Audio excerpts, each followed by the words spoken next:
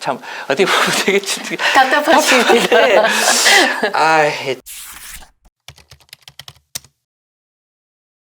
사실 저의 생활 습관도 저희 부모님의 생활 습관을 어떻게 보면 유전적으로 제가 이제 받은 거죠. 학습이 된 거죠. 학습이 된 거죠. 어렸을 때 계속 봤으니까 네. 제일 많이 봤을 거니까. 네. 저도 지금 생활 습관이 문제이지만 지금 아이들의 생활 습관이 제일 문제인 것 같아요. 그 아이들의 생활 습관을 어렸을 때부터 좋은 생활 습관으로 만들어주기 위해서는 우리 어른들이 좀 노력이 필요하지 않을까 싶은데요. 그냥 노력이 아니고요.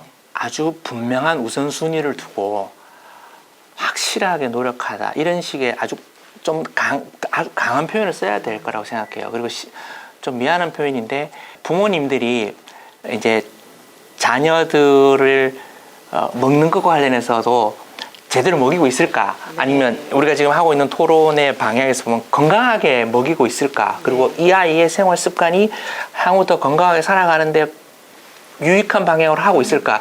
전 되게 아니라고 생각하거든요. 네. 그래서 옛 어르신들의 지혜 이런 것들을 배워와야 되고 또 심지어는 지금 내가 제대로 건강하게 살아가고 건강하게 먹고 있는지를 점검해 봐야 되고 그렇게 해서 지혜를 배우고 점검해서 아닌 거는 바꾸고 하는 노력들이 돼야 되는 정말 참 어떻게 보면 되게 답답하시는데. 제가 이제 패스트푸드 이따가 우리가 뭐 채식 이런 얘기를 차이나 스터디에서 보겠지만 어떤 경우는 모르고 있고요. 어떤 경우는 아는데 실천하지 않는 거죠. 그리고 핑계를 대는 거죠. 네. 뭐 바쁘다. 그리고 뭐 아이가 좋아한다. 이거 아니면 안 먹는다. 예, 제가 이 얘기를 하면 마음이 격해질 것 같아가지고 조금 제가 아들 셋을 키우고 있는데 짐승처럼 먹거든요. 근데 짐승처럼 건강한 식단으로 먹나요? 아니요, 전 짐승을 키우고 싶지 않습니다. 이제 성장기에 있을 때 먹어야 될 것들과 이제 어른이 됐을 때 차이가 있긴 있습니다만 결국은 어렸을 때 버릇이 평생 가기 때문에 맞아요. 그 아이들에게 가르쳐야 되고 어떤 때는 되게 지혜롭게 사랑을 담아서 내가 너를 혼내는 게 아니야. 근데 이게 너한테 유익한 거야. 입에 맞지 않고 네가 싫어하는 거랑 상관없이 이게 유익한 거기 때문에 너가 연습을 해야 되는 거야. 이렇게 이제 끈질기게 포기하지 말고 하는 부분들이 필요한 것 같습니다. 사실 환우들은 암을 진단받고 치료 이후에 사실 식습관을 많이 바꿔요.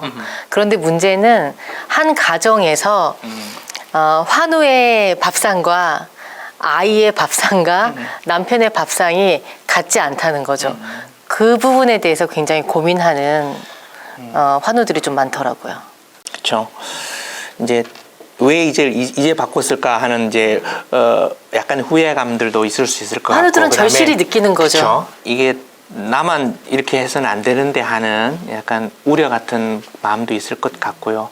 또는 야 이걸 이렇게 내가 먹는 거를 다른 가족들에게 줬을 때 이거를 잘 받아들일까 할 수 있을까 그리고 이제 조금 더 슬픈 장면은 실제 이렇게 해서 정말 사랑을 담아서 권유했는데 저 반응이 되게 부정적으로 오는 네, 거죠. 그래서 맞아요. 특히 채식 이제 식물성 어떤 영양소들을 풍성히 먹는 게 너무너무 중요한데 이제 아이들은 고기가 없다. 네. 그러면서 이제 밥 숟가락 놓고 막 일어서고 이러면 너무 순진한 얘기처럼 들릴 수 있을지 모르겠지만 결국은 이제 부모가 옳다는 것을 보여주고 계속 그것들을 행동으로 실천하는 것. 그게 제일 큰 가르침인 것 같아요. 가르침인 것 같고. 이 염증은 우리 몸에서 발생했다가 사라지지만 체내에 남아있는 잠재된 염증이 또 있잖아요. 그런 염증들은 면역력이 약한 사람에게는 만병의 씨앗이 될 수 있다고 합니다.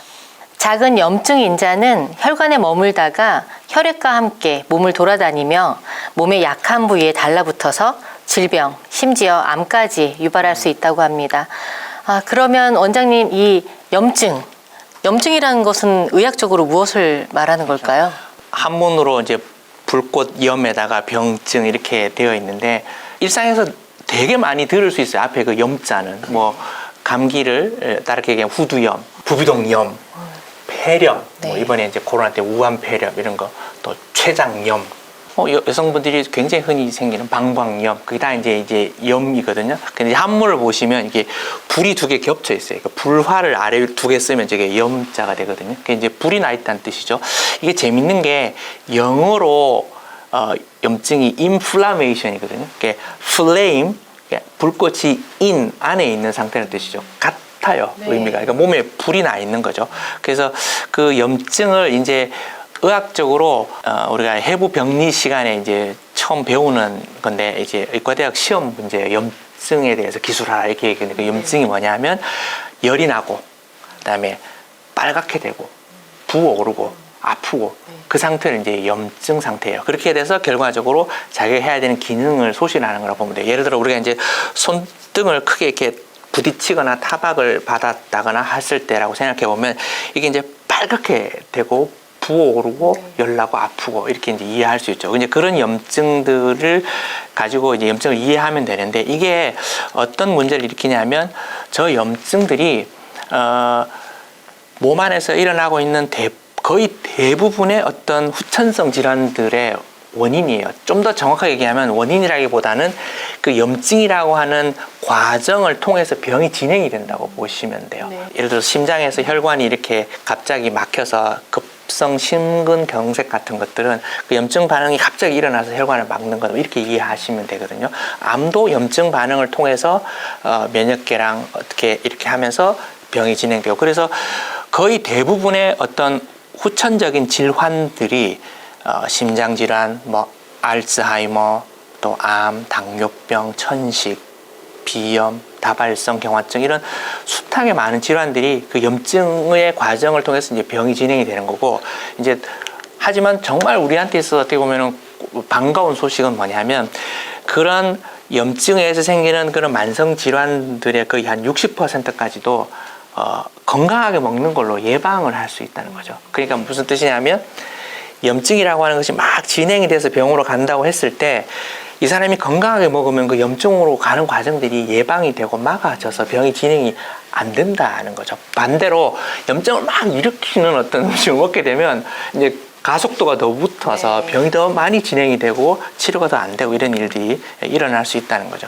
그 최적 건강관리혁명이라는 어떤 책에서 나와 있는 만성적인 염증을 줄이기 위한 17가지 실천 방안을 쭉 보시면 저기에서 적지 않은 것들이 먹는 것들, 이제 오메가3 지방산이라든가 과일이나 채소라든가 또 유기농으로 키운 과일, 채소, 고기, 유제품을 먹는 거, 당 부하가 낮은 탄수화물을 먹어라. 또 영양유전체학 같은 데서 내는 가이드라인을 따라가라 이렇게 얘기하고 또 이제 안 먹어야 될 것들 염분을 피하고 가공식품을 피하고 우리가 좀 전에 얘기한 패스트푸드를 피하고 포화지방, 트랜스지방, 오메가6 지방산 이런 것들을 피하라고 되어 있어요. 저게 다 뭐랑 관련되어 있냐면 먹으라고 하는 것들은 염증이 진행이 되지 않도록 도와주는 음식들이고요. 먹지 말아라, 피하라고 하는 것들은 염증을 일으키는 음식들이라고 이렇게 보시면 됩니다. 염증이 모든 병의 원인 시작이네요. 거의 대부분의 병들의 과정 혹은 어떤 매개해서 일어나는 반응 이렇게 보시는 게 맞을 것 같습니다. 그러니까 그 염증을 일으키는 여러 원인들이 있겠죠. 근데 원인들이 있는데 그 원인들을 통해서 염증 반응이 일어나면 병들이 진행이 된다 이렇게 이해하시면 되겠습니다. 결국 바르지 못한 생활 습관으로 우리 몸의 대사기관들이 천천히 망가지면서 당뇨, 고혈압, 비만에 이른다고 볼 수 있겠는데요.